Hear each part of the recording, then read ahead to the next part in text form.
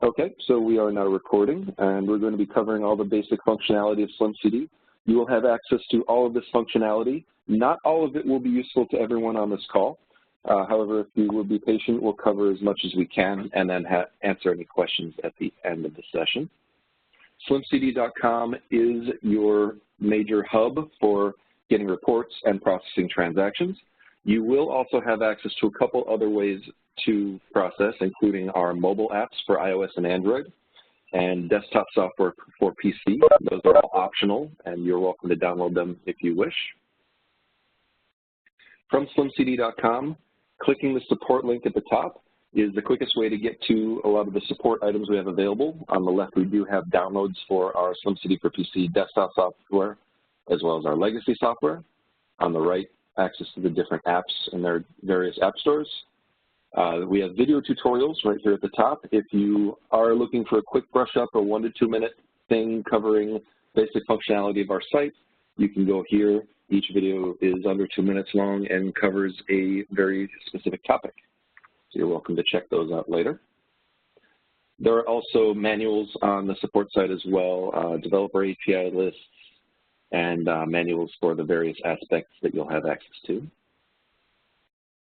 I'm going to be covering SlimCD.com itself today. One more thing, if you click the contact page at the top, you do have access to our phone number. We have 24/7 phone support. You're welcome to call our support team at any time with any questions. You can also shoot us an email if you would prefer to contact us that way. If you do card-present transactions and need or would like some hardware, you can go click on Buy Hardware. We have a great new device called the IDTech Augusta. This is a fully EMV-certified chip card reader that you can use either with our desktop software or our web portal. So if you do card-present transactions, this is a great way to get yourself protected by EMV. If you want, we do also have PIN pads available either with or without signature capture. There are also old school magstrap readers if you would prefer just to have a swipe, either encrypted or unencrypted. We do not recommend unencrypted, however, you can choose that if you want. And we have mobile card readers available. As of today, mobile processing is swipe only. It does not support EMV. That is coming later on this year. There's also a receipt printer available if you need that sort of thing. Back to SlimCD.com. From the main page, you can click the Client Login button at the top and enter your client ID and password to log in. I'm going to be showing things from the perspective of a retail account. Your menus may vary slightly depending on how your account is set up, so don't be surprised if some of the wording on menus is a little different. The concepts will remain the same. When you first log in, you have your main menus across the top with access to your account, configuration options, fraud control, all the way over to VPOS, which is virtual point of sale. Down the left-hand side is whatever menu you are currently in. It defaults to the stats menu where you'll find your reporting. Finally, across the bottom, you have access to some quick access buttons, including statistics for the day, in-depth transaction search, batch reports, and charging a card. I'm going to start with charge a card, as that's the basic functionality of the system. This takes you to our virtual point of sale. This one is geared towards card present, so there's not a lot of fields to enter additional information, but there is also one for card not present. This is in conjunction with the card reader I showed you earlier. To process a transaction, you can simply enter an amount. It looks like in the chat some people cannot hear me. I don't think I'm on mute or anything. Are you able to hear me? I'm on the phone. I'm dialed in and watching on the computer, and I can hear you. Okay, so it looks like some people are not able to. I'm going to see if I can send a message in the chat. Yeah, I can hear him. Okay, looks like a couple people aren't able to.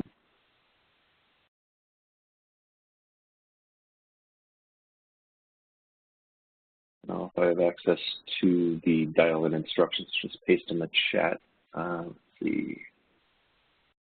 Nope, won't show me that.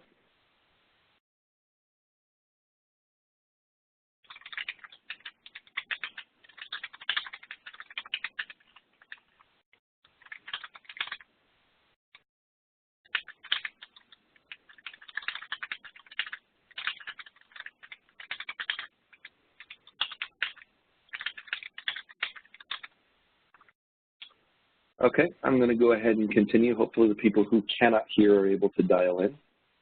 So from the virtual point of sale screen, the minimum you need is an amount to process and card information.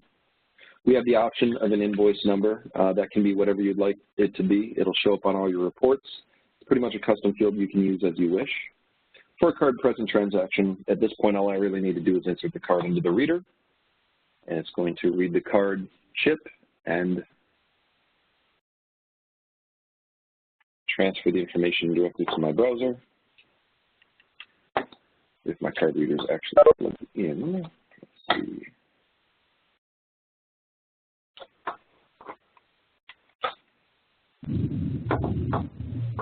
Oh, I'm sorry, the card reader I had on my desk is not working at the moment. Let's see. What number? I don't have the number handy. Let's see.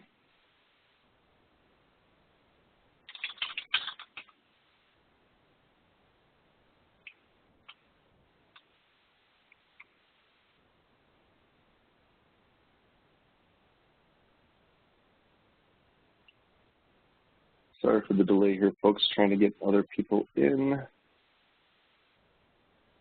There we go.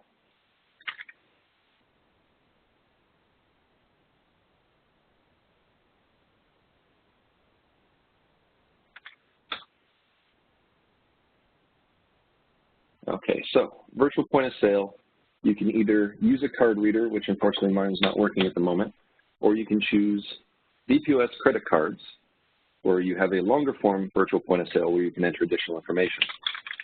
The more information you enter, the better. However, not everything is required. Address and zip code are verified by the card issuer, so that is something you want to enter if you want, if you have it. Other information is optional. If you do enter an email address, for instance, you can send an email receipt to your customer. You can type in a card number, expiration date, CVV, and then the amount of the transaction.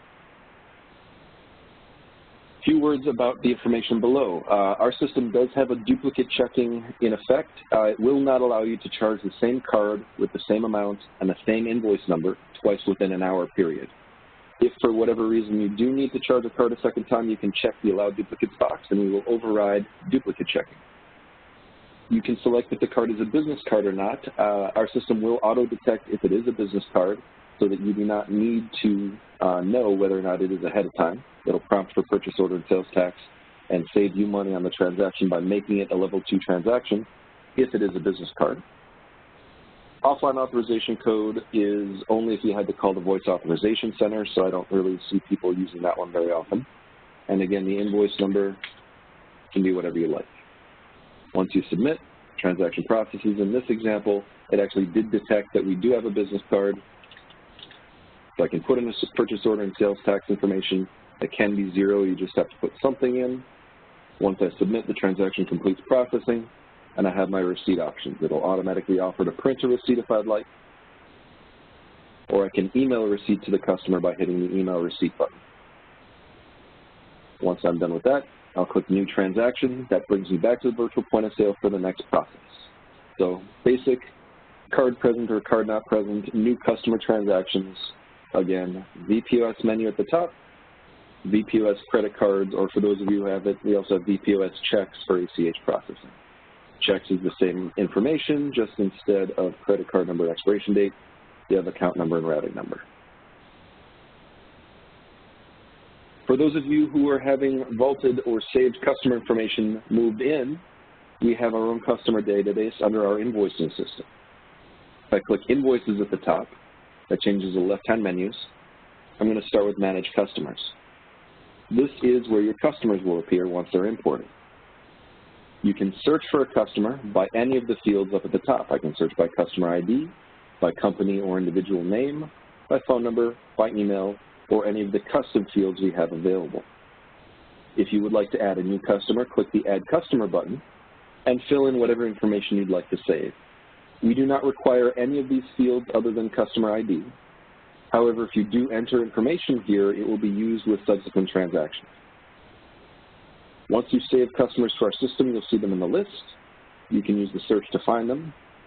When you click on a customer, it will bring up the details and saved cards for that customer.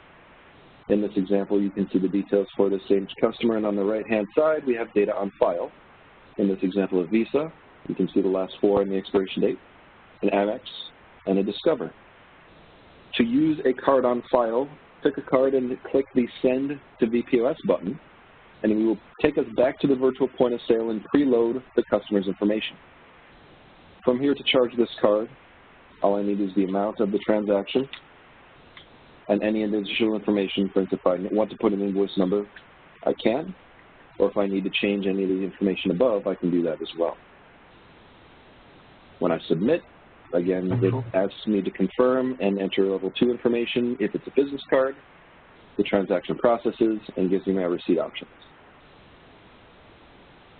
Now, if I go back to Manage Customers, one other thing to point out about the customer's record is if you click on the customer and scroll down, I've got a number of different cards here. I can, of course, update an expiration date, delete a customer if I need to, or add pay source if I need to add a new card to their account. Down below that, I have this customer's history. It'll show me a list of all the transactions I processed across all of their different saved cards. And this is a good time to point out the little export button up at the top. A lot of our reports have an export button, and hitting that will give you a CSV with the information contained in the below report. Just as an example, if I jump over to the last page, there's the transaction I just ran for this customer. Clicking on any transaction will bring up further details. You can always reprint or email a receipt from the details screen. And on the right, there are 3 action buttons.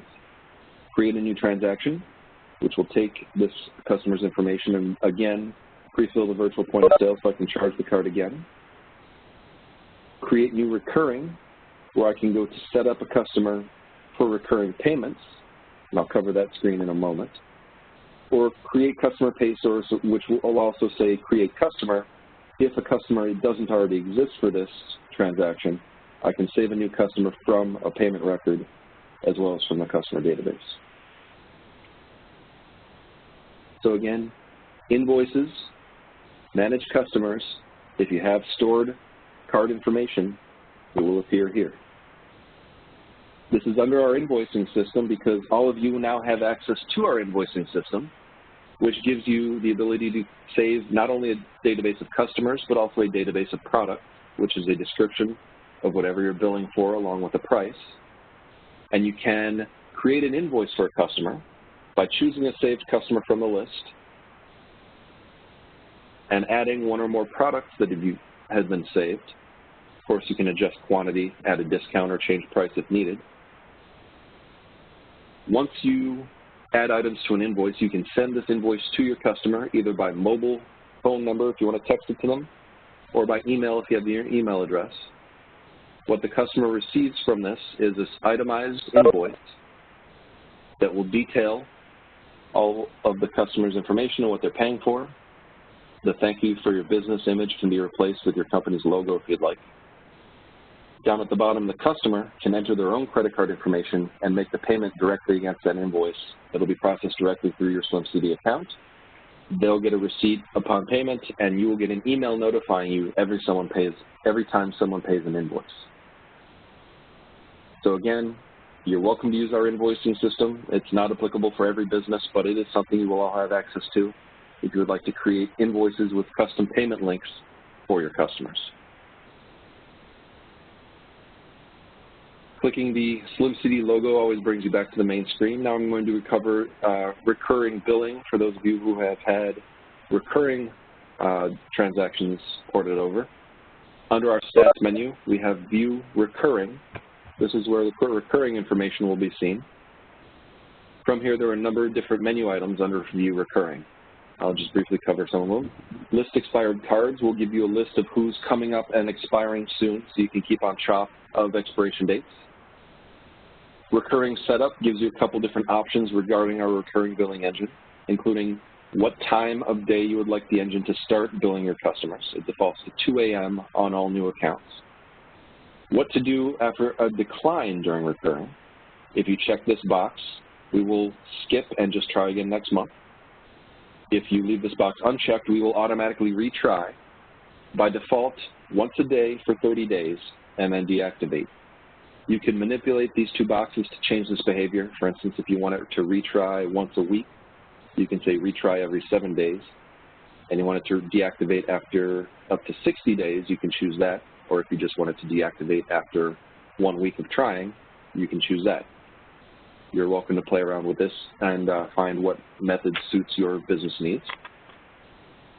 If you check this box and send an email address, we will send you an automated activity summary every time the recurring billing engine runs.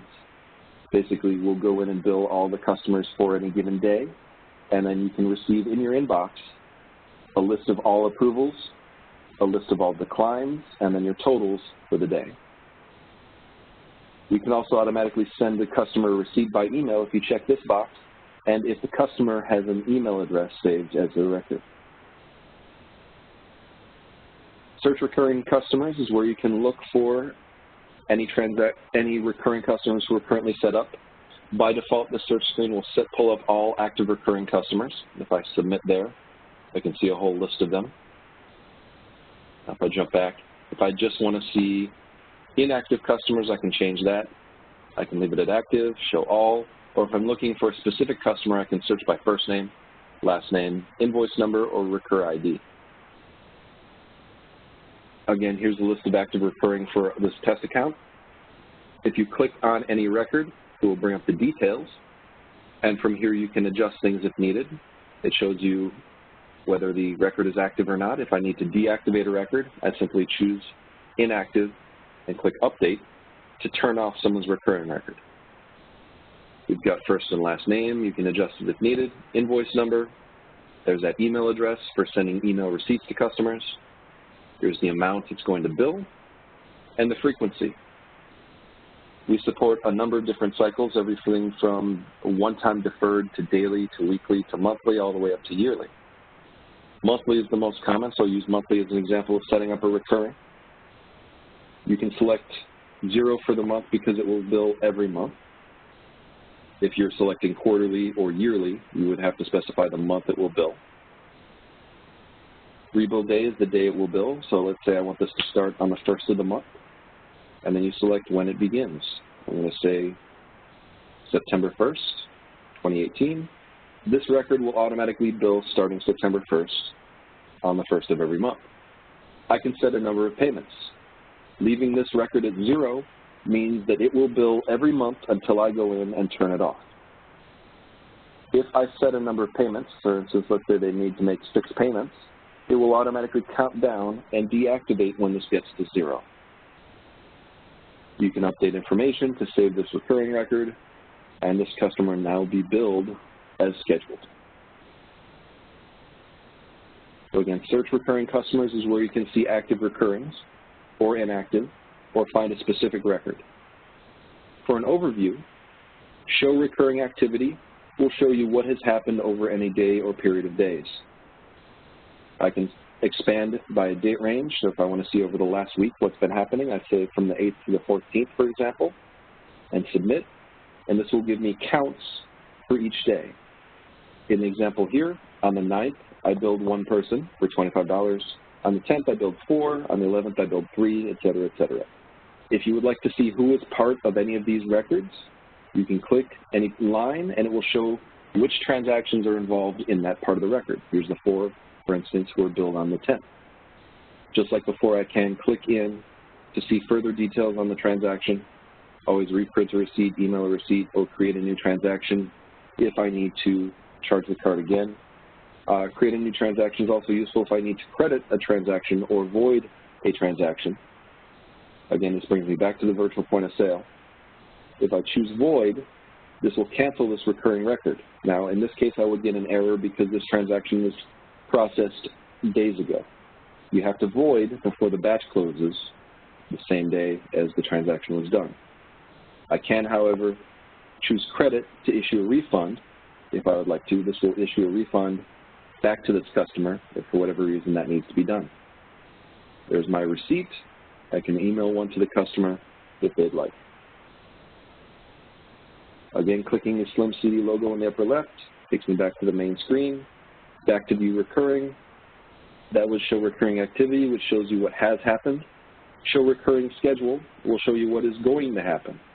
You can choose to show, by default, all monthly, but you can show any specific recur frequency, or you can say all if you'd like.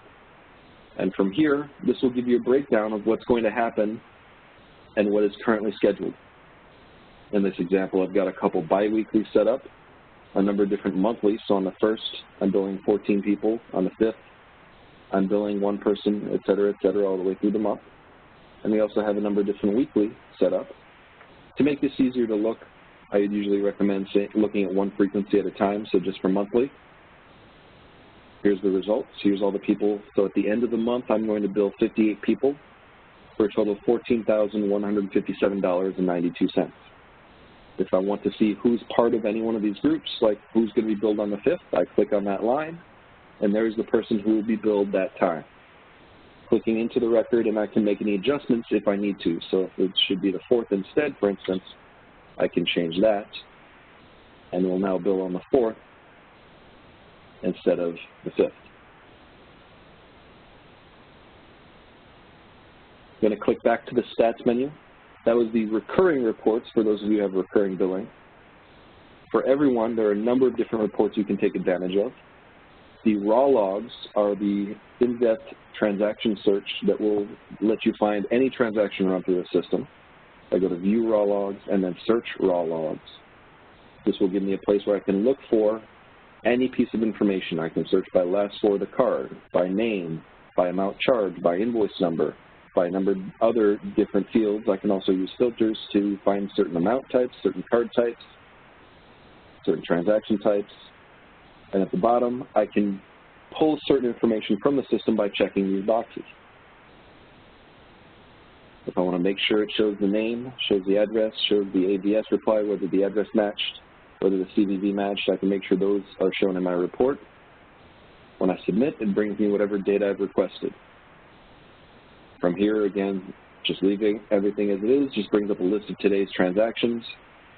If I jump to page 2, I can see transaction I just processed, as well as some others that are being done on this test account concurrently.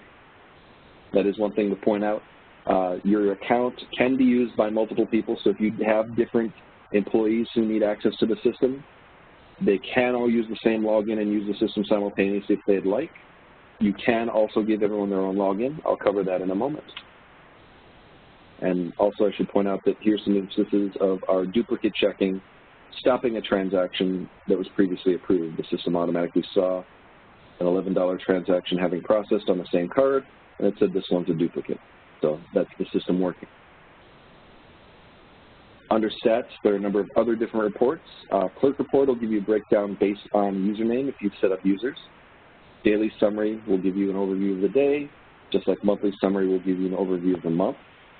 Device report will give you a breakdown based on installed software. If you're using our mobile apps or our desktop software, you can see that each installed bit of software has its own device ID, so you can see where a transaction came from, as well as which clerk ran it. And there are a number of other transactions you're welcome to, or a number of other reports you're welcome to check out as well. I'm going to jump now over to config and show you some of the most common options people would like to adjust. First is batch close time. All new accounts on our system default to midnight Eastern time for when they close the batch. You are welcome to log in and change this to any hour of the day or night you'd like. Our systems are on the East Coast, so if you are not, you may have to do some adjustment in your head to figure out when the batch will close. For instance, if you are on Pacific time and would like to close the batch at midnight your time, that'd actually be 3 a.m. You can select the hour of your choice. You can also add an email address, and we will send you a batch report by email automatically when we close the batch. The batch report will give you a list of all transactions for the day, along with your totals by card type and the grand total. Also on the left is change your password. When your account is boarded, you will be assigned a password. If you would like to change it, you can do so here. Enter your old password, and then enter your new password and confirm. One note on passwords: if we are importing information into your account, we are using the password that is generated in order to do it. If you get your welcome letter and your information isn't in the system yet, please do not change your password until after we have imported the data. If we try to import the data and the password we have, the original generated password, is wrong, we will reset it back to the original generated password, and then you will have to use that to log in again. And once the data is imported, you're welcome to change your password to anything you'd like. As far as passwords go, the only restrictions are they must be at least 7 characters long, must have at least 1 letter and 1 number. Clerk Web Logins is where you can give other people access to the system. There are 2 types of login: an admin who can see everything and do pretty much any transaction type, and a clerk who can be limited in what they can do. To create new logins on your account, in the black bar at the top, choose either admin or clerk user, enter a username and password of your choice, and select which transaction types they should have access to. As far as usernames go, the only restriction we have is no special characters, and the username must be unique. So if you try to choose username Bob, it's probably already taken, so you'll have to choose something a little more unique. But as far as password goes, same rules apply as before. Must be at least 7 characters long with 1 letter and 1 number. Your clerks will be listed below as they are here. You can select and change what transaction types a clerk has access to. So if someone should not be able to issue a credit or void, you can turn that off for them. You can specify if they can see other people's transactions or just their own. You can specify if they can see any reports that show roll-up totals or not, including batch reports. You can specify if they can use the export button that's available on some reports. And you can specify if they can change any settings in our apps. The email address field here is used as the from email when a clerk sends receipts. If you leave this blank, we will use the default email on the account as the from email for all receipts. If a clerk should be sending receipts from their own email address, you can enter it here, and that's where it will be sent from. If a clerk should no longer have access to the system, the revoke access button will turn off their login. It will appear in red, and if they need to have access again, you can restore, and it will turn back green. Generate new password. We'll give a new password to the clerk. It will display it up at the top here. You can give that to the clerk and they can log in. That's used if your clerk forgets their password. These clerk logins work across all platforms. So these logins will work on slimcd.com. They will work on our desktop software, and they will work on our mobile apps for iOS and Android. So again, config Clerk Web Logins is where you can create your users. We do not limit the number of users on the account, so you can have as many as you'd like. And they can all use the system simultaneously. There's no extra charge for more people using the system. You can use an unlimited number of times. Also on the left is Close Batch. If you do want to manually close your batch, you can click that button, and it will settle all outstanding transactions. That covers all the basic functionality for SlimCD's web portal. You should be receiving your logins in the next couple of days if you haven't already, if you're in Wave 4 of the Moneris conversion. If you do have any questions, feel free to reach out to us, either at the phone number on our website or by sending an email to support@slimcd.com. At this point, I'm going to go ahead and open up the floor. If anyone has any questions, you may go ahead now.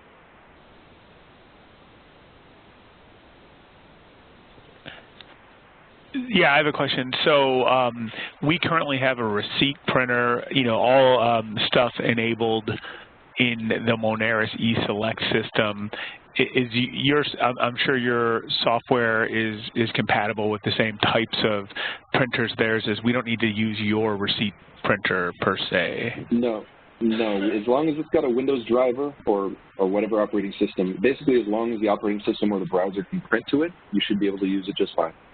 Okay, that's what I thought. And then obviously the email receipts are compliant. They only send, if we email a receipt from your system, it only sends the last 4, I'm assuming, or whatever is compliant.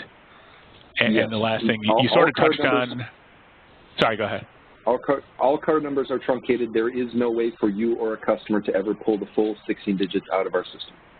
Okay, good. And then finally, the login info, you mentioned it would be sent in the next couple days. If we get the login info, can we assume that the onboarding, that you're pulling info from the vault went successfully, or if we get the login info, or are those two independent things? Those are two independent things. Unfortunately, we will build the account before we get the data file. We have to have the account built before we can import into it. So you will get your welcome kit with your login, and from that point, it may be a day or two before we actually can import into your account, depending on how many records we get. Once WorldPay gives us the file, we'll go through and import everyone as quickly as we can. So we're supposed to go live with you guys, us specifically. We've been given the date, the 21st. So when do you think we can expect login info, assuming that they pulled the information on the 13th, or today's the 14th? Yep. So they pulled the information, I believe, and I'm double checking now. I believe they're supposed to have it to us by tomorrow, which means we should have it in there by Friday at the latest. Usually, honestly, they give us the file often enough Wednesday night, and we can't really do anything after hours. Our programming team goes home, so we'll work on it Thursday. We usually have like 90% of it in on Thursday and the last 10% on Friday. Right, but when can we expect login info? You said those were two different things. Oh, I'm sorry. Login info, we just got the file on that about 10 minutes before I started on this call, so by tomorrow. Okay, great. Yeah, so tomorrow you should have your login details.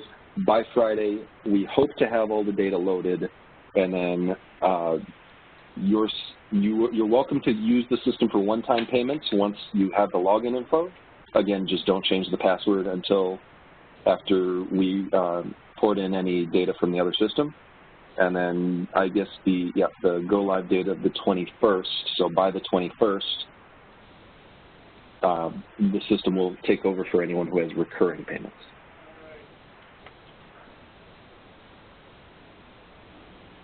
All right, great. Thank you for your questions. Anything else, or does anyone else have any questions? I have one. Yeah. You had mentioned the duplicating transactions that they're unable to do within the hour of each other. Is there any changing that configuration, like to our specifics of like? So when you're running a transaction, if you check the box, we do not stop the duplicate. But you had mentioned just within an hour of that original transaction. Right. The duplicate checking window is meant to, avoid someone accidentally double-clicking or refreshing the page. It's not going to look a day or a week later. Okay. What sort of window are you looking for? At all. Like if the same invoice is entered and the same amount is entered a day later, would it still stop us saying it's a duplicate? Okay. Yeah, at this point it would not. It's just 1 hour. So it's just 1 hour. Okay. Yep. And there's no changing that? Not at this time. I can recommend it as an option because I know that developers who use our APIs can set the window time to longer, but it's not something within our interface itself. Okay. Good question. Any others?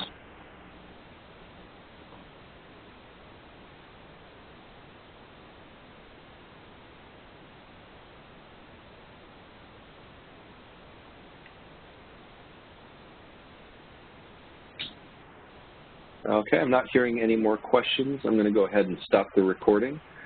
This recording will be available